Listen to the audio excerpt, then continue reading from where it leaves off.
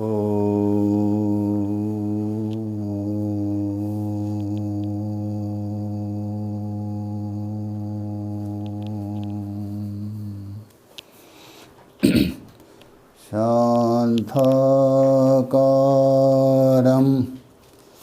भुजगशयनं पद्मनाभं सुरेशं विश्वाधारं गगनसदृशं मेघवर्णं शुभांगं लक्ष्मीकान्तं कमलनयनं योगिभिर्ध्यानगम्यं वन्दे विष्णुं भवभयहरं सर्वलोकैकनाथं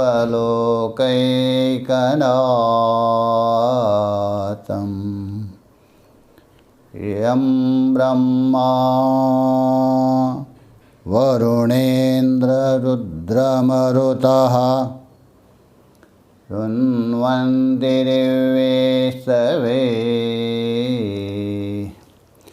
वेदैः साङ्गपरक्रमोपनिषदैर्गायन्ति यं सामगा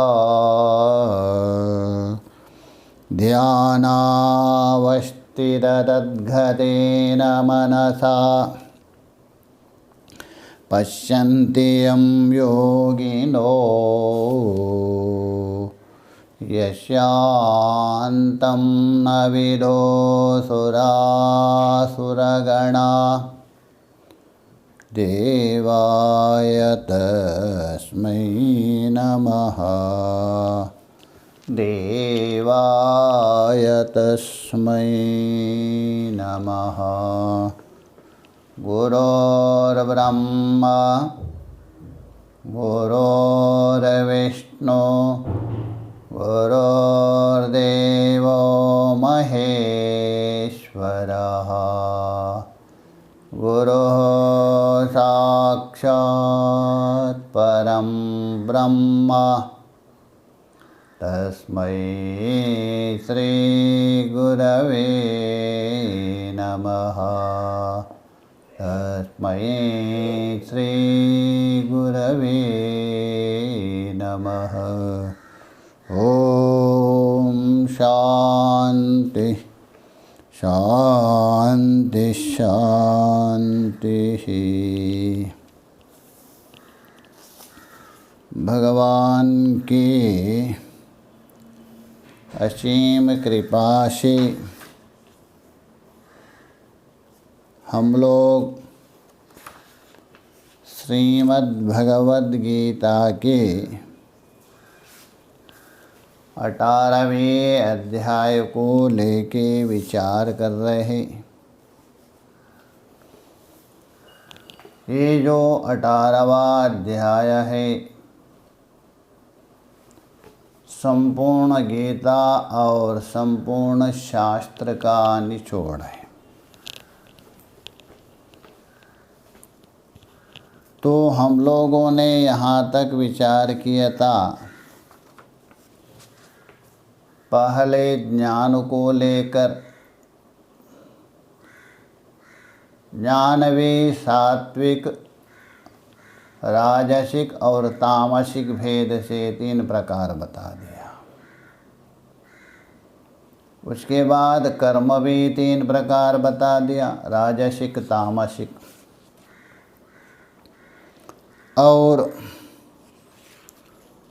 कल विचार किया जो कर्ता भी 3 प्रकार के हैं, सात्विक राजसिक तामसिक।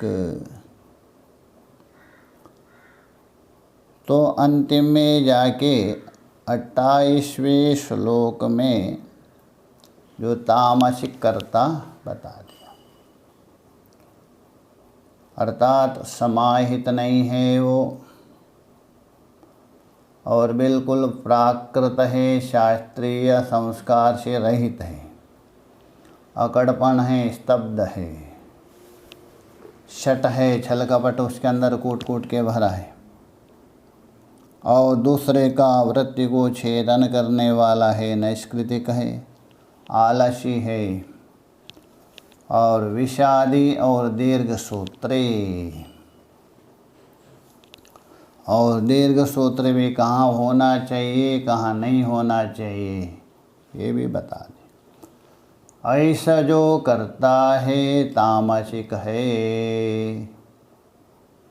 यहाँ तक विचार हुआ था। आगे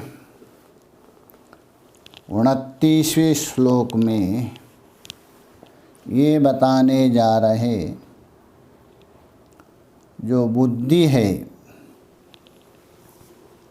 बुद्धि का मतलब है एक प्रकार से वृत्ति, उसको ज्ञान भी माना है।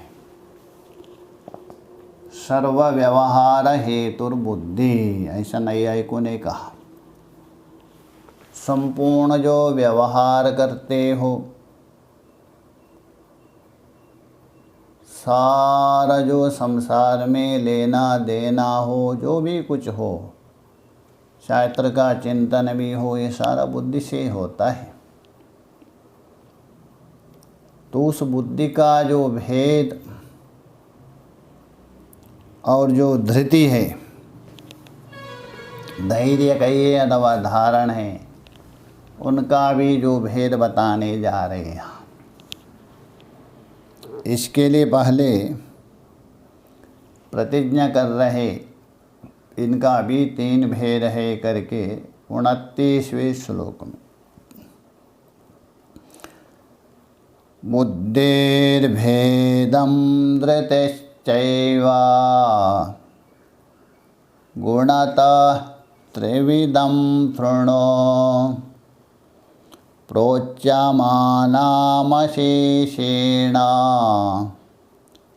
पृथक्त्वेन धनञ्जय।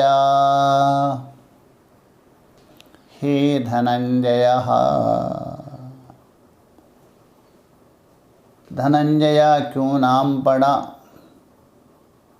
भगवान भाष्यकार ये बताएंगे। बुद्धेर अर्थात जो बुद्धि का, यहाँ बुद्धि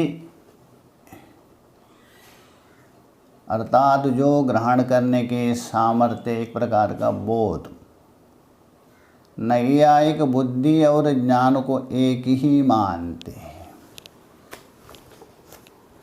किंतु वेदांत के मत में बुद्धि और ज्ञान में अंतर है।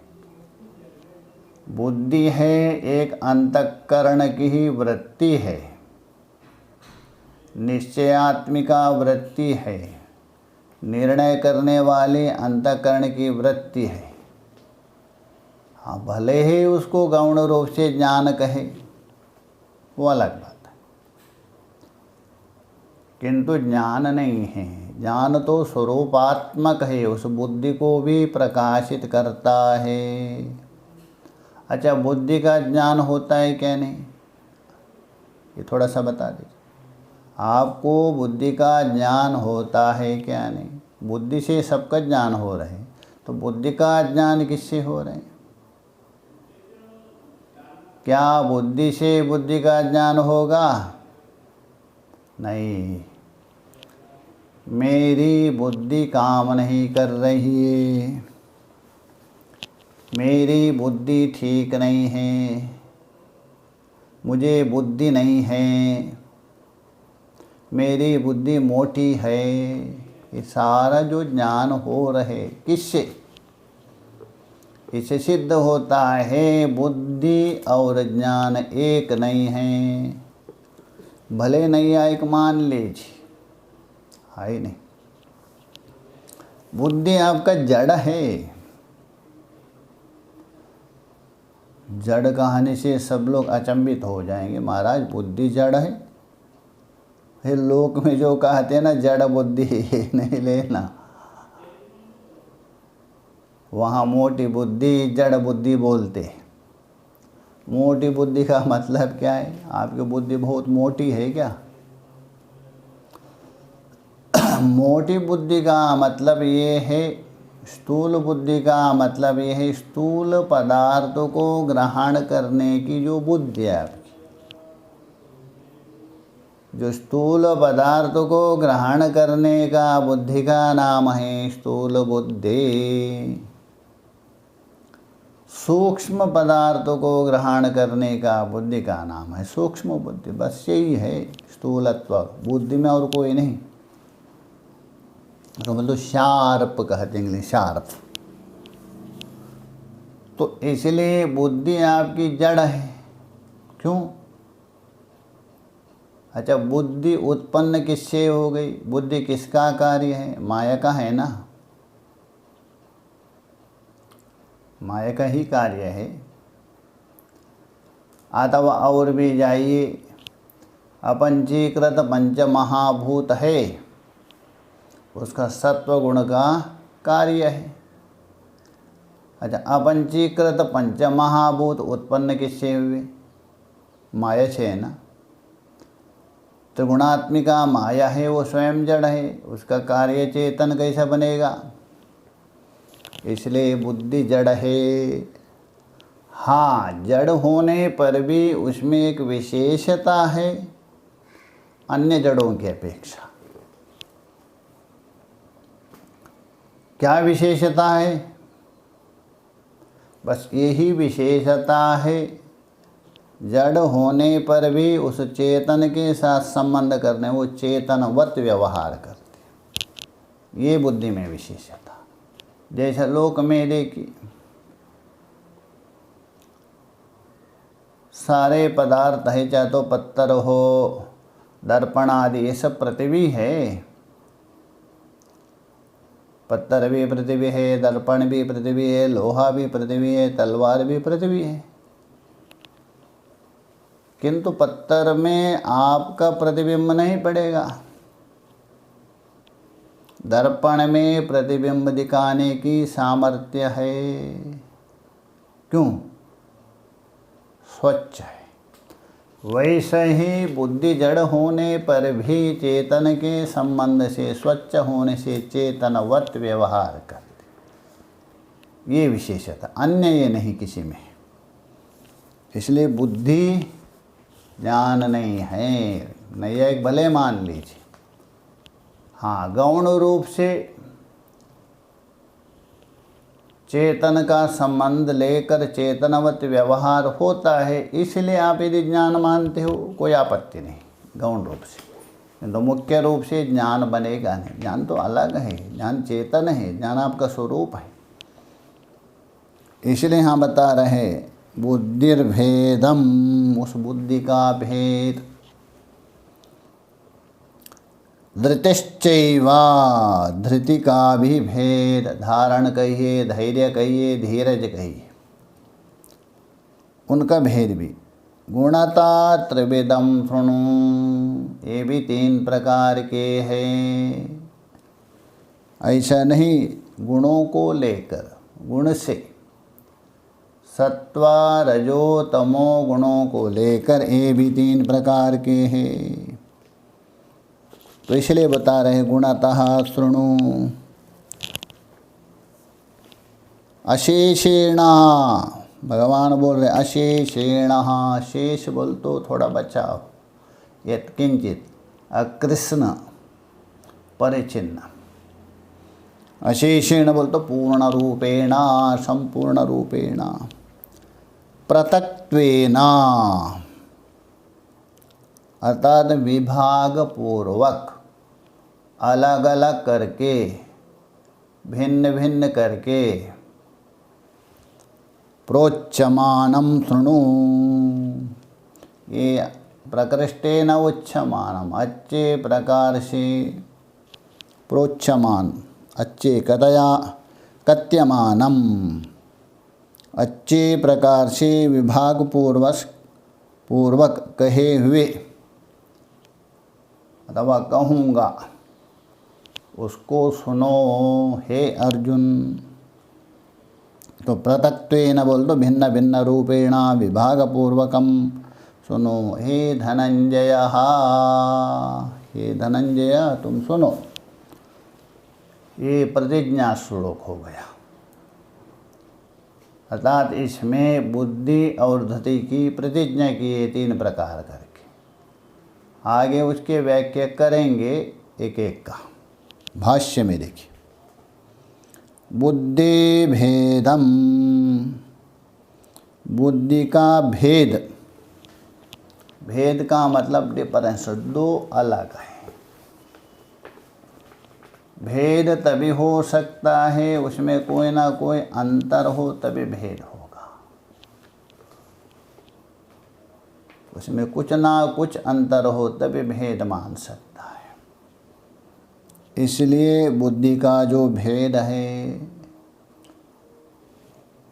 धृते च एवा, और जो धृति है, धारण है अथवा धैर्य कहिए, उसी का भी भेदम, भेदम बोल तो अलग, डिफरेंस, पृथक्त्व,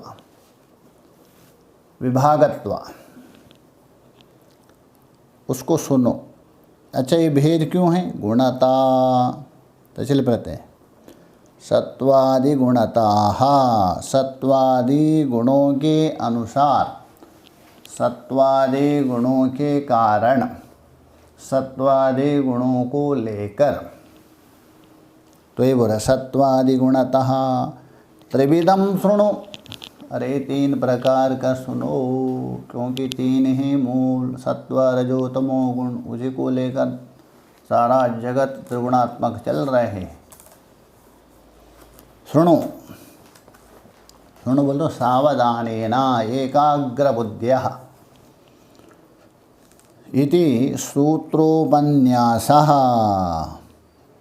इस प्रकार भगवान श्री कृष्ण महाराज ने सूत्र रूप से बता दिया, अर्थात प्रतिज्ञा रूप से बता दिया 29वें श्लोक में। तो इसलिए बोला सूत्रोपन्यासः, सूत्र को अतः सूत्र रूप से कहा। सूत्र का मतलब है अल्पक्षरत्वे सति बहुवार्थबोधकत्वम, अतः सूचनादिति सूत्रा, उपनिषद में बता रहे। तो सूचना कर रहे आगे का, संकेत करता है, उसको सूत्र कहते हैं। अथवा संक्षेप से बताएंगे थोड़े से शब्दों से, उसी को ही आगे विस्तार रूप से जो अर्थ निकलता है, निरूपण करते हैं, वो सूत्र है। तो ये बोल रहे हैं। तो इसलिए बोला सूत्र उपन्यास प्रोच्यमानम, प्रोच्यमानम बोल तो प्रकृष्टेन उच्यमानम, अर्थात आगे जाके कथ्यमानम, उसी का अर्थ कर रहे हैं। कथ्यमानम, प्रोच्यमानम का अर्थ कर रहे हैं कथ्यमानम, यथावत कहे हुए, यथावत जो कहे हुए, किनको? भेद, बुद्धि और धृति का भेद। निरवशेषो यथावत, उसी का अर्थ कर रहे हैं, अशेषेण का अर्थ कर रहे हैं। निरवशेषतो अशेषेण, अर्थात उसमें कुछ बचेगा नहीं संपूर्ण रूप से। अशेषेण बोल तो निरवशेष, कुछ छुपा के रखेंगे नहीं, कुछ अधूरापन नहीं, कुछ न्यूनता नहीं, कोई कमी नहीं। इस निरवशेषतो यथावत, और यथावत बोल दो जो जैसा है वैसा है, बड़ा चढ़ा करके नहीं। पृथक्त्वेना विवेकतो, पृथक्त्व अर्थ विवेकतो, विभागपूर्वक, भेदपूर्वक। हे धनंजय, उसको कहेंगे उस विषय में सुनो। धनंजय क्यों नाम पड़ा? दिग्विजय मानुषम दैवं च प्रभूतं धनम अजायत तेनासो धनंजय अर्जुना। दिग्विजय में, जहाँ राजसूय यज्ञ हुआ था उस समय में सब अलग अलग दिशा में गए थे दिग्विजय के लिए। उस दिग्विजय के समय में अर्जुन ने वह धन जीत लाया था। बड़े बड़े राजाओं को, देवताओं को जीत करके सबसे ज़्यादा, इसलिए भाष्यकार जी बता रहे हैं, प्रभूत धनम अजयत, पर्याप्त धन लाया था, बड़े बड़े धन, देवता है, राजा है, जो भी। इसलिए असो धनंजय अर्जुना, इसलिए अर्जुन का नाम है धनंजय, धन को संग्रह करने वाला, धन को एकत्रित करने वाला, ये धनंजय। सुनो, तो सूत्रबद्ध बताने के बाद, प्रतिज्ञाबद्ध बताने के बाद सबसे पहले जो सात्विक बुद्धि है उसको बता रहे हैं। सात्विक बुद्धि किसको कहते हैं, सात्विक बुद्धि की परिभाषा क्या है, ये बता रहे हैं। 30वां श्लोक देख लेंगे। प्रवृत्तिं च निवृत्तिं च कार्याकार्ये भयाभये बन्धं मोक्षं च या वित्ति बुद्धि सा पार्थ सात्विकी। हे पार्थ, हे प्रतापुत्र, उस बुद्धि को तुम सात्विक मानो। कौन सी? प्रवृत्तिंचा निवृत्तिंचा, जो प्रवृत्ति और निवृत्ति, अर्थात निवृत्ति का मतलब है जो बुद्धि प्रवृत्ति को, प्रवृत्ति का मतलब है बंधन का हेतु रूप कर्म मार्ग को, बंधन का कारण, संसार का कारण, दुख का कारण, अनर्थ का कारण है, उस कारण कर्म मार्ग, जो कर्म मार्ग।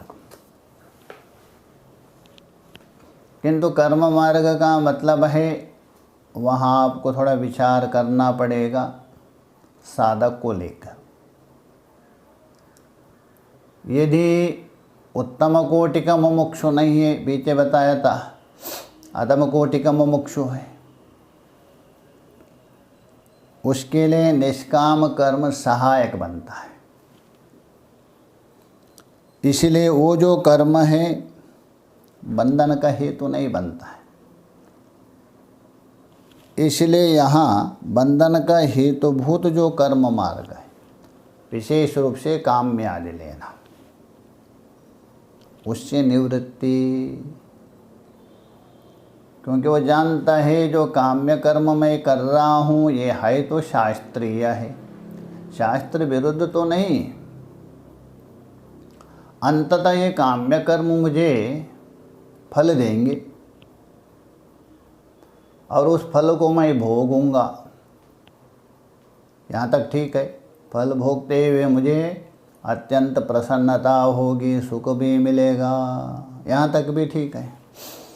किंतु इससे आगे जाके उसमें राग उत्पन्न होगा और जो भोग किया हुआ जो संस्कार है प्रबल हो जाएंगे और उसके बाद और भी कर्म में प्रवृत्त होने की इच्छा हो जाएगी। इसलिए धीरे धीरे वो संस्कार प्रबल होते जाएंगे, राग बढ़ते जाएगा। इसलिए वो जो बंधन का हेतुभूत कर्म मार्ग को जानता है, ये मेरा बंधन का कारण है, भले अभी अच्छे लग रहे हैं, आगे बंधन का कारण है। और निवृत्ति, निवृत्ति मतलब मोक्ष का हेतु रूप संन्यास मार्ग। क्योंकि मोक्ष यदि चाहते हो, मोक्ष का मतलब क्या है? छुटकारा पाना। किससे छुटकारा पाना? बाहर से छुटकारा पाने से काम नहीं चलेगा। छुटकारा पाने का मतलब है जितने भी जो मन में पढ़े पुत्रेषणः वित्तेषणः लोकेषणश्च तीन ऐषणा है, तीन ऐषणा है, पुत्रेषणा वित्तेषणा लोकेषणा। एक तो पुत्रेषणा मुझे पुत्र हो, और पुत्र से उपलक्षण जाया पत्नी आदि भी। उसके बाद वित्त चाहिए, क्योंकि उनको पालन पोषण करने के लिए वित्त चाहिए। वित्त के लिए सारे मर मिट जाते, कुछ भी करते, झूठ पाखंड अनर्थ जो भी कुछ करते, केवल वित्त का। किंतु ये नहीं सोचते हैं ये वित्त मुझे कहाँ तक काम में आएगा, नहीं सोचते। क्योंकि सोचने के लिए उनके अंदर विवेक ही नहीं, बुद्धि भ्रष्ट हो गई। ऐसा वित्त जो लाया, वित्त कमा दिया, दूसरे को झूठ पाखंड करके, वो झूठ पाखंड संस्कार से युक्त जो वित्त है उसकी बुद्धि शुद्ध कैसे करेंगे? इसलिए विचार खो जाता है व्यक्ति, देखा जाता है। इसलिए तभी बड़े बड़े घोटाले क्यों करते, किनका धन लूट करके। तो इसलिए तो मोक्ष का मतलब छुटकार पाना। तो छुटकार का मतलब क्या है?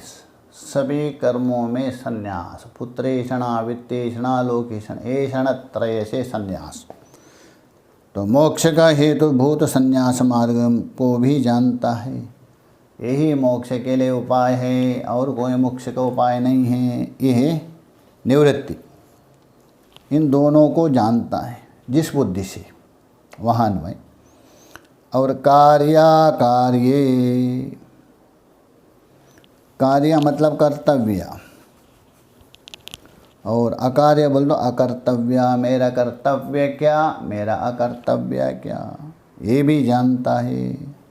एक तो प्रवृत्ति और निवृत्ति को भी जानता है,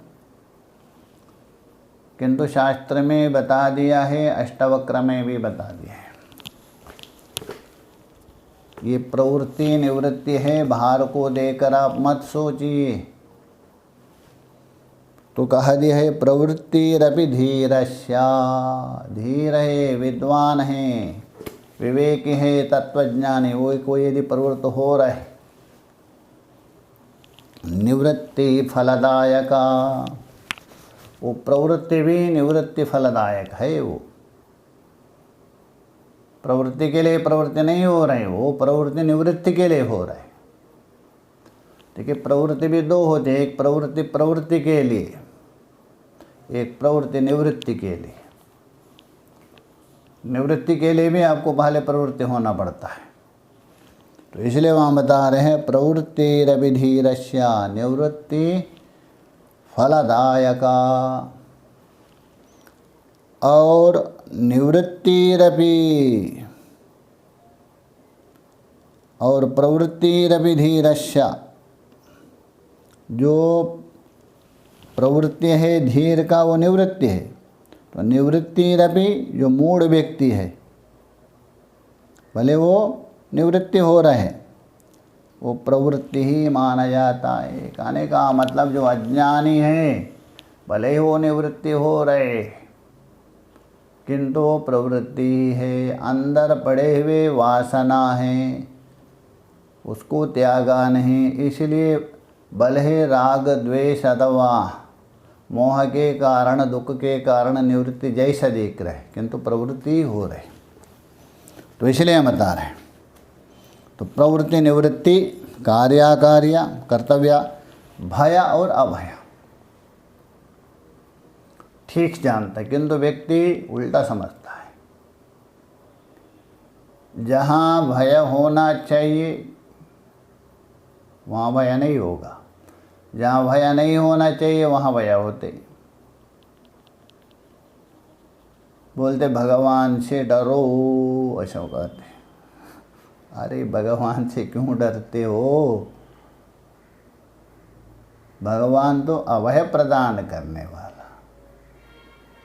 वो तो आपका भय को हटाने वाला है, उससे क्यों डरते हैं? कहते तो है, हम लोग भी कहते भगवान से कम डरो। अरे भगवान से क्यों डरे?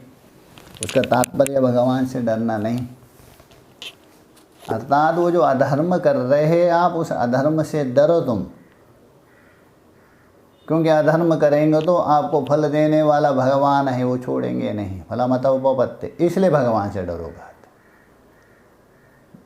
अरे महापुरुष से कम डरो। अरे महापुरुष डराएगा क्या आपको? कभी नहीं, आपका डर हटाने वाला।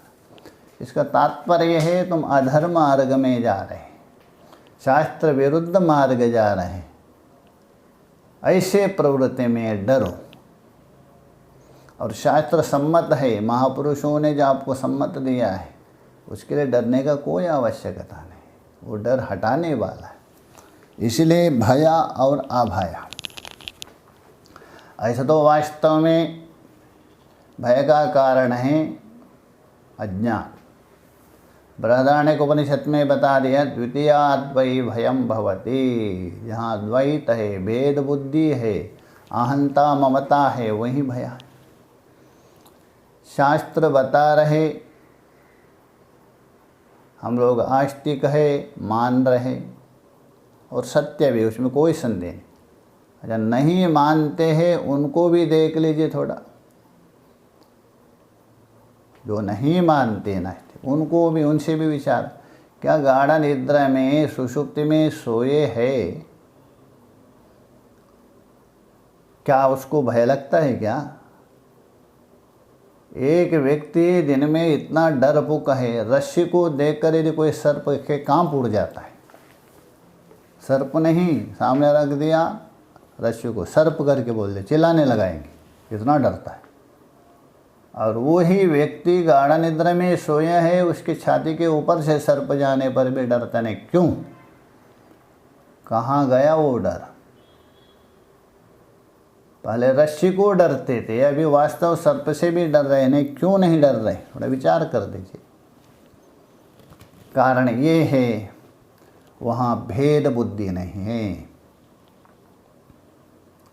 जहाँ भेद बुद्धि होती है, जहाँ द्वैतात्मक बुद्धि होती है, जहाँ राग द्वेष से ग्रसित बुद्धि होती है, अहंता ममता बुद्धि होती है, वही भय होता है। सुषुप्ति में देखें, राग द्वेष आदि नहीं है, द्वैत नहीं है, अहंता ममता नहीं है, तो भय कहाँ से होगा? तो इसलिए द्वितीयाद् वै भयम भवति, दूजा पदार्थ से भय होता है। और अभय है, बृहदारण्यक में अभयम प्राप्तोष जनक। अभय वही है, एकमेव अद्वितीय आत्मतत्व। जहाँ एकत्व है वो अभय है, द्वितीय है वो भय है, वो ठीक से जानता है। ये बुद्धि है सात्विक। बंधमोक्षम च या वेत्ति, सर्वत्र लेना, प्रवृत्तिम च निवृत्तिम च या वेत्ति, कार्याकार्ये या वेत्ति, भयाभये या वेत्ति, बंधमोक्षम च या वेत्ति। मेरा बंधन किसमें है, मोक्षा किसमें है, और बंधन को कैसा हटाओ, मोक्ष को कैसा प्राप्त करो, ये भी जानता है। जिस बुद्धि से सा पार्थ सात्विकी, हे अर्जुन ये सात्विक बुद्धि समझो। भाष्य में देखिए, प्रवृत्तिम च, प्रवृत्ति का अर्थ कर दे, प्रवृत्ति ही प्रवर्तनम, प्रवृत्ति बोलते प्रवर्तनम, बंध हेतु कर्म मार्गा, बंधन का हेतुभूत कर्म मार्ग में जो प्रवर्तन होना, यही प्रवृत्ति है। अर्थात रागपूर्वक किसी वस्तु संपादन करने के लिए प्रवृत्त होता है, वो कौन है? कर्म, वही बंधन का कारण है। इसलिए बोल रहे प्रवर्तनम बंध हेतु कर्म मार्गा, तो कर्म मार्ग बंधन का ही कारण होता है। हाँ, कुछ कर्म अलग है, छूट है, निष्काम कर्म। निवृत्ति मोक्ष हेतु संन्यास मार्ग, मोक्ष का कारणभूत, मोक्ष का हेतुभूत, मोक्ष का साधनभूत जो संन्यास मार्ग है, वो है निवृत्ति है। संन्यासम बंध मोक्षा समानः वाक्यत्वात्। बंध और मोक्ष के साथ प्रवृत्ति और निवृत्ति का समान वाक्यता है। बंध और मोक्ष और प्रवृत्ति और निवृत्ति ये समान वाक्यता है, क्योंकि जहाँ प्रवृत्ति है वहाँ बंधन और जहाँ निवृत्ति है वहाँ मोक्ष, ये समान ही एक प्रकार।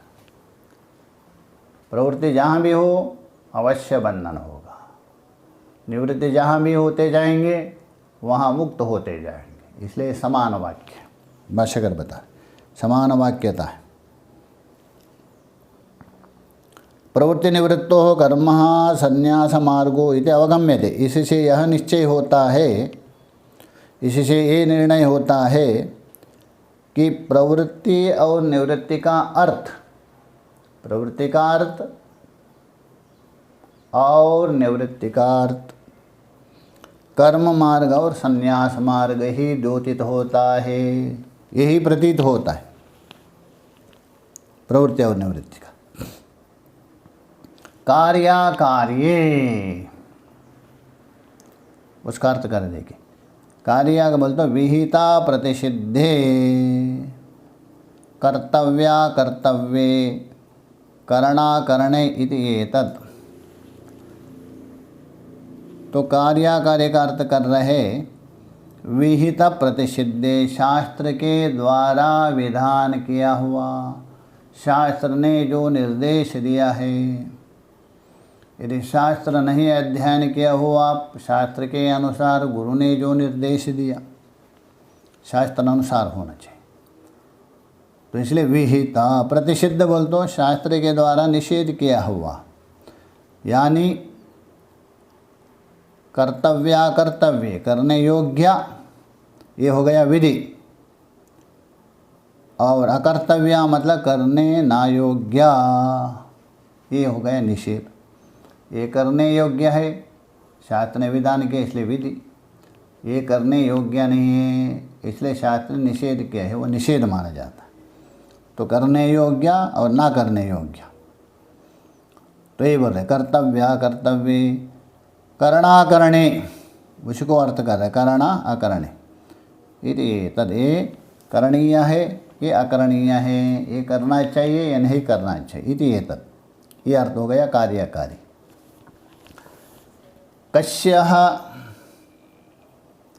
तो पूछ रहे, तो यह कहना किसके संबंध है? ये करने योग्य है ये करने योग्य नहीं भी है, ये जो जानती है यह कहना किसके संबंध में है, किसके विषय में ये बात कह रहे? तो बता रहे देश काल आदि अपेक्षा दृष्टानाम कर्माणाम। देश काल आदि के अपेक्षा से, क्योंकि देश की अपेक्षा होती है, काल की अपेक्षा होती है निमित्त की, तो देश काल आदि की अपेक्षा से जिनके दृष्ट और अदृष्ट फल होते हैं उन कर्मों का संबंध में बता रहे हैं। यही कार्याकारी, क्योंकि 17वें अध्याय में बता दिया था देश काले च पात्रे चाहो, वो सात्विक दान बताया था। इसलिए जो देश काल आदि के अपेक्षा करके उस अपेक्षा से जिनके दृष्ट और अदृष्ट फल होते हैं, अमुक देश में करने से अधिक फल होगा, इस देश में करने से फल नहीं मिलेगा, इस विषय को लेकर भी वो जानता है कर्तव्य कर। भयाभय विवेति अस्माद यदि भयम, जिससे भयभीत होता है उसको भयम अस्माद, जिससे मनुष्य भयभीत होता है, जिससे मनुष्य डरता है। इति भयम तद विपरीतम, जिसे डरता नहीं है अभयम। भयम च भया भये, इसलिए भया और अभय भया भय हो गया। दृष्टा दृष्ट विषयो भया भयो कारणो इत्यर्था, स्पष्ट कर बस, यानी दृष्ट और अदृष्ट विषय जो है, दृष्ट विषय हो अथवा अदृष्ट विषय जो, भया और अभया इन दोनों के कारणों को जानता है। दृष्ट विषय में कहाँ कहाँ भय है कहाँ नहीं भय है, अदृष्ट विषय में कहाँ कहाँ भय है कहाँ नहीं है, दोनों जानता है। जैसे दृष्ट विषय है प्रत्यक्ष में। कोई संत महापुरुष है, उनको अपमान नहीं करना चाहिए, अनर्थ है। अथवा दृष्ट विषय में यदि का साप है, ये भय का कारण है। इस प्रकार अदृष्ट में भी जानता है। अदृष्ट में मतलब जैसा मैं पुण्य करेंगे तो वहाँ भय नहीं, किसी को हत्या किया, मार दिया, ये भय होता है। इसलिए यहाँ दृष्ट और अदृष्ट दोनों लेना। तो दृष्टादृष्ट विषय में जो भय और अभय है, दोनों के कारण को जानता है इत्यर्थ। बंधा बोल तो सहेतुकम, हेतु सहित बंधन। बंधन तो कार्य हो गया, और उस बंधन का कारण कौन है? तो कारण सहित बंधन को जानता है। मोक्षम च भी वैसे लेना, हेतु सहित। मोक्ष क्या है और मोक्ष का हेतु क्या है, उस मोक्ष को कैसे प्राप्त करे, इसलिए सहेतुक मोक्ष को भी जानता है। यह वेत्ति, वेत्ति का अर्थ करें विजानाते, अच्छे प्रकार से जानता है, ठीक ठीक से, विशिष्टेन। ऐसी जो बुद्धि जिससे जान रहे, क्या क्या? प्रवृत्ति निवृत्ति, कार्याकार्य, भया भया, बंधा मोक्ष आदि। ये जो बुद्धि है पार्थः, हे प्रतापुत्र अर्जुन, सात्विकी समझो। तत्र ज्ञानम बुद्धि वृत्ति, बुद्धि ही तो वृत्तिमति। तत्र ज्ञानम बुद्धि वृत्ति, पहले जो ज्ञान कहा गया था 3 प्रकार का, वह बुद्धि का एक वृत्ति विशेष है, वो ज्ञान लेना वहाँ, वृत्त्यात्मक ज्ञान। तभी ज्ञान सात्विक, राजसिक, तामसिक बनेगा। वहाँ मैं स्पष्ट बताया था, ज्ञान कैसे भेद होगा? ज्ञान का ज्ञान तो एक है, स्वरूपात्मक है, उसका भेद नहीं होता है। इसलिए वहाँ जो ज्ञान बताया था वो बुद्धि का ही एक वृत्ति विशेष है, गौण रूप से उसको ज्ञान कहा गया, वो लेना। तो इसलिए बोले बुद्धि का एक वृत्ति विशेष है वो ज्ञान, और यहाँ बुद्धि अलग है, बुद्धि की वृत्ति अलग है। वृत्ति को लेके ज्ञान लिया और बुद्धि हो गए स्वयं। ये 2 भेद कर रहे हैं। वृत्तिमति धृति, हाँ, बुद्धि तो वृत्तिमति, धृति अभी ही वृत्ति विशेष है वह बुद्धि। धृति भी क्या है? बुद्धि का ही वृत्ति है। ज्ञान भी बुद्धि का वृत्ति है, भयादि भी बुद्धि का वृत्ति है, सब ये बुद्धि का ही, धृति भी बुद्धि का वृत्ति। आगे बता रहे सात्विक बुद्धि का लक्षण। तो सात्विक बुद्धि का लक्षण बताने के बाद जो राजसिक बुद्धि है, सात्विक बुद्धि के यहाँ तक बता दिया, आगे राजसिक बुद्धि है उसका लक्षण बता रहे हैं। यया धर्मम अधर्मम चा कार्यम चा कार्यमेव च अयतावत् प्रजानाते बुद्धि सा पार्थ राजसी। यया मतलब जिस बुद्धि के द्वारा, धर्मम अधर्मम चा, धर्म मतलब शास्त्र से निरूपण किया हुआ, अधर्म बोल तो शास्त्र विरुद्ध, उसको जानता है। कार्यम चा कार्यः, और कर्तव्य और अकर्तव्य को क्या? अयतावत् प्रजानाति, धर्म को जानता है, अधर्म को जैसा है वैसा नहीं जानता, ठीक ठीक से नहीं जानता है। इसलिए अयतावत लेना। जिस बुद्धि के द्वारा धर्म और अधर्म को अयतावत जानता है, ठीक से नहीं जानता है, वास्तव में धर्म क्या है, धर्म का रहस्य क्या है, कभी कभी अधर्म को भी धर्म मान के बैठते हैं, इसलिए अयतावत। और कार्य कर्तव्य को भी अयतावत प्रजानाति, जानता है, करता भी है किंतु ठीक से नहीं, अयतावत प्रजाना। सा बुद्धि, यया बुद्धि जानाति सा बुद्धि, हे अर्जुन वो राजसिक बुद्धि है। भाष्य में देख, यया बोल तो जिस बुद्धि के द्वारा, धर्मम बोल तो शास्त्र चोदितम, शास्त्र विदितम, शास्त्र प्रतिपादितम, शास्त्र निरूपितम, शास्त्र के द्वारा विधान किया हुआ है वही धर्म होता है। उस धर्म को और शास्त्र ने निषेध किया है, शास्त्र ने विरोध किया है वो अधर्म को ठीक ठीक नहीं जानता है। कार्यम चा कार्यम, कार्य और कार्य पहले बता दिया, किसको कार्य कहते हैं किसको अकार्य। पूर्वोक्त एवं कार्याकार्ये, पूर्वोक्त कर्तव्य और अकर्तव्य बता दिया, क्या कर्तव्य है क्या अकर्तव्य पहले बता दिया।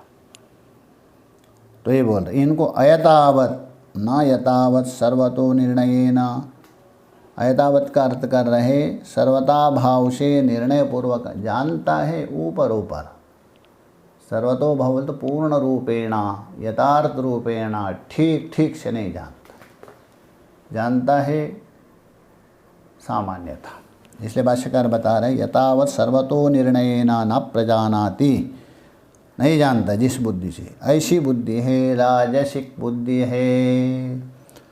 तो सात्विक बुद्धि और राजसिक बुद्धि का निरूपण किया। हे अर्जुन, एक तो बुद्धि बची है तामसिक, उसको भी सुनो, 32वें श्लोक में बता रहे। देखिए तो तामसिक बुद्धि का लक्षण बता रहे, अधर्मम धर्ममिति या मन्यते तमसा वृथा सर्वार्थान विपरीतांश बुद्धि सा पार्थ तामसी। ये बुद्धि तामसिक है। या बोल तो जो धर्मम अधर्मविति, जो है धर्म अधर्म मान लिया। शास्त्र ने जिस धर्म को विधान किया है अपने दुराग्रह के कारण अथवा तमोगुण के कारण, उसको उन्होंने अधर्म मान लिया। शास्त्र गलत बता रहे, अधर्म मान लिया। और उल्टा भी लीजिए, धर्मम अधर्म भी थी और अधर्म को धर्म भी मान लिया। धर्म को अधर्म मानना, अधर्म को धर्म मानना। या जो तमसाव्रतः, ऐसा क्यों करता है? तमोगुण से घिरी हुई बुद्धि, तमोगुण से आच्छादित है, तमोगुण ने उसको ग्रसित कर दिया है। ऐसा बुद्धि के द्वारा अधर्म को धर्म मान रहे, धर्म को अधर्म मान रहे। उपलक्षण सर्वार्थान विपरीतांश्च, सर्वार्थान विपरीतांश्च, जो भी जानने योग्य है, जो भी अनुष्ठेय पदार्थ है, सारे समस्त पदार्थों को उल्टा सल्टा देखता है, बिल्कुल उल्टा। अच्छे को खराब, खराब को अच्छा देखता है। ऐसी जो बुद्धि है, जिस बुद्धि से जानता है, ये तामसिक बुद्धि है, किसी काम का नहीं। भाष्य में देखिए, अधर्मम प्रतिषिद्धम, अधर्म किसको कहते?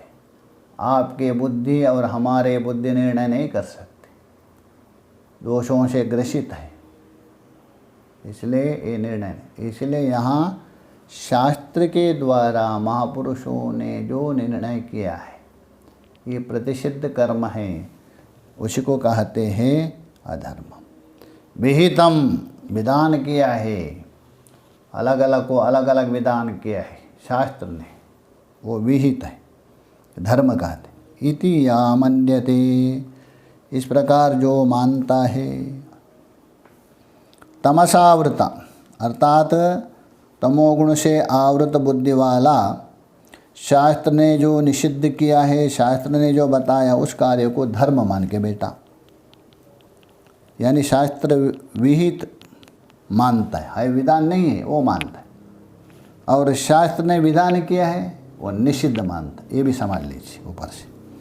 जाना थी तमसावृता, क्यों ऐसा करता है? तमोगुण से आवृत है सति सर्वार्थान, सर्वान एवं ज्ञेय पदार्थान, सभी जानने योग्य पदार्थ, सभी ग्रहण करने योग्य पदार्थ और सभी त्यागने योग्य पदार्थ, इन सबको, समस्त पदार्थों को क्या करता है? विपरीतानेव विजानाति, बिल्कुल विपरीत ही समझता है। बुद्धि सा पार्थ तामसी, हे अर्जुन ऐसी बुद्धि तामसिक बुद्धि है। कहने का मतलब तमोगुण से ग्रसित होकर, मोह से ग्रसित होकर शास्त्र ने जो निषेध किया है उसको धर्म मान के बैठता है, शास्त्र ने जो विधान किया है उसको अधर्म मान के बैठता है। जैसा देखा जाता है संसार में, शास्त्र ने कहा है संसार में आप रहते हो कर्तव्य मान करके, केवल अपना कर्तव्य करने के लिए रहो, मोह मत करो। और जो कोई गलत करता है उसके लिए उसी प्रकार से उसको दंड भी दे दो, समझाओ। किंतु मोह के कारण जो गलत करने पर भी वो अच्छा ही मानता है। और कभी कभी अच्छा काम कर रहे, जैसा मान लीजिए किसी संत के पास जा रहे, सेवा कर रहे, सत्संग सुन रहे, मोह के कारण सोचेंगे अरे वो संत के पास जा रहे गलत है, संत के पास गए तो सब छोड़ देंगे, उसलिए बोलते मना करेंगे। अच्छा काम कर रहे उसको वो गलत मान करके निषेध करेंगे, खराब काम कर रहे मोह के कारण गलत होने पर भी उसको अच्छा मानेंगे। ये है तामसिक बुद्धि, मोहात्मक बुद्धि। इसलिए साधक को तो होना चाहिए, संसारी को भी विचार होना चाहिए। मोहात्मक बुद्धि के द्वारा कोई निर्णय मत लीजिए। मोहात्मक बुद्धि के द्वारा यदि निर्णय लेते हो, आपका भी हानि है, आपका परिवार का, आपका संतान का विनाश होता है। कालांतर में जाके उसको पश्चाताप करना पड़ेगा। जैसा है वैसा निर्णय लीजिए।